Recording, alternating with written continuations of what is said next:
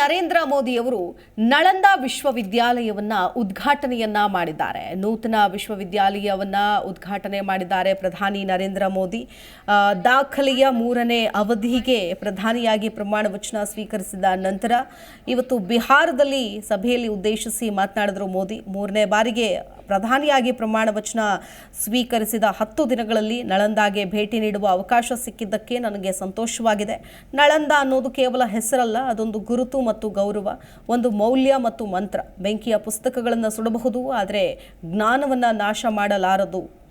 ಇದಕ್ಕೂ ಮುನ್ನ ಅವರು ಬಿಹಾರದ ಪ್ರಾಚೀನ ನಳಂದ ವಿಶ್ವವಿದ್ಯಾಲಯದ ಅವಶೇಷಗಳಿಗೆ ಭೇಟಿ ನೀಡಿದರು. ಅವಶೇಷಗಳನ್ನು 2016ರಲ್ಲಿ ಯುನೈಟೆಡ್ ನೇಷನ್ಸ್ ಹೆರಿಟೇಜ್ ಸೈಟ್ ಎಂದು ಘೋಷಿಸಲಾಗಿತ್ತು.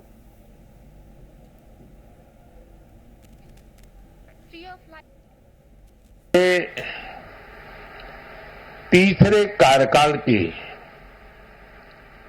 शपथ ग्रहण करने के बाद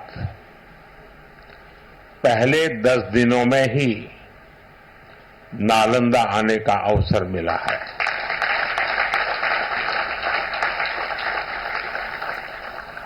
ये मेरा सौभाग्य तो है ही है। मैं इसे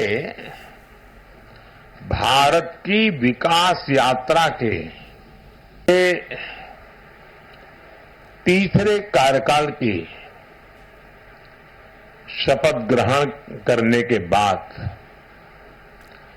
पहले 10 दिनों में ही नालंदा आने का अवसर मिला है।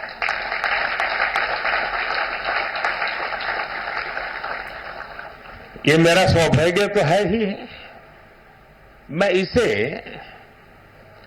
भारत की विकास यात्रा के तीसरे कार्यकाल की शपथ ग्रहण करने के बाद पहले 10 दिनों में ही नालंदा आने का अवसर मिला है।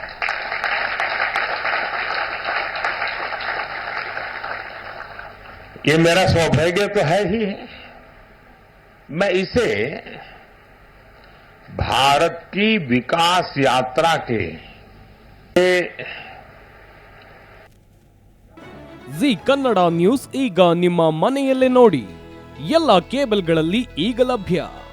ಸನ್ Direct 292, Jio TV 1334, U digital 162, City cable 51, GTPL 17, Abhishek cables 821, rock line telecommunication 51, Shri Basaveshwara number 60, Vinayaka digital number 53, in digital number 896ರಲ್ಲಿ.